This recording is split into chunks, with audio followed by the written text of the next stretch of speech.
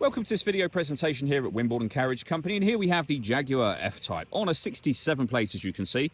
I'm going to start off firstly by showing you around the outside of the car, and then we'll hop in and run through a few of the controls on the inside of it. From the outside you can see it's a 3-door car with alloy wheels. We're going to start off inside its boot space first of all.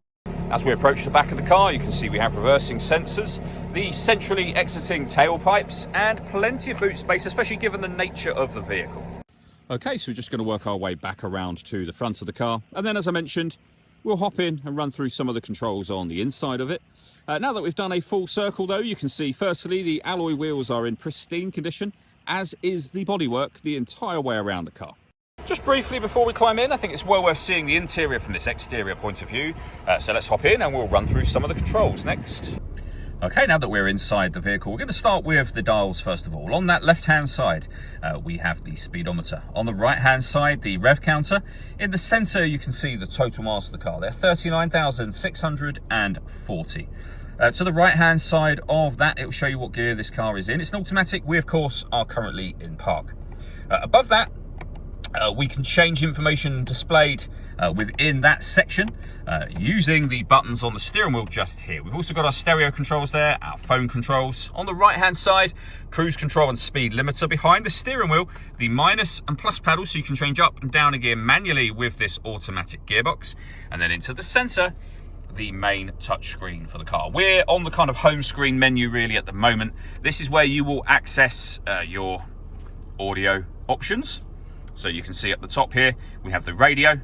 We can also save music to our own media library. With the radio itself, you can see on here, we have AM, FM and DAB radio all available. We can come back to the home screen anytime we wish to. We can pair up our phone to the car. You can access your climate control menu and determine where you would like the air distributed once it enters the vehicle. We can also access the car's satellite navigation, which you can see there is a really nice clear colour display. A very easy system to use. We've also got a second screen just across from that first one as well.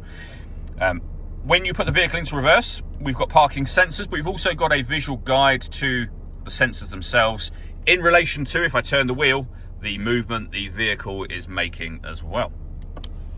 Below that we have dual zone climate control. You can adjust the passenger temperature, driver temperature. You can increase and decrease the fan speed from here.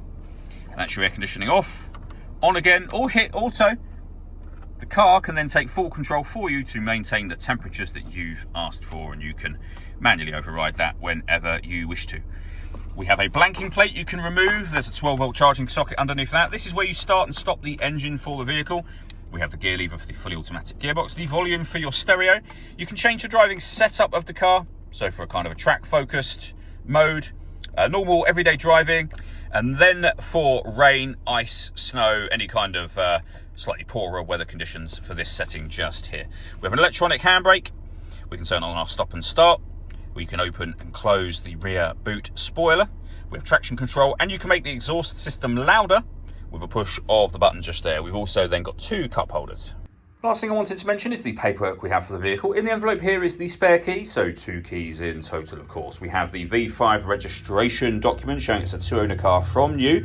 And then here we have a printout from Jaguar's online service history records showing the pre-delivery inspection done in 2017, and then services in 2018. 2019, and then over the page 2019, 2022, 22, 23, 24 and 2024 again. So comprehensive service history.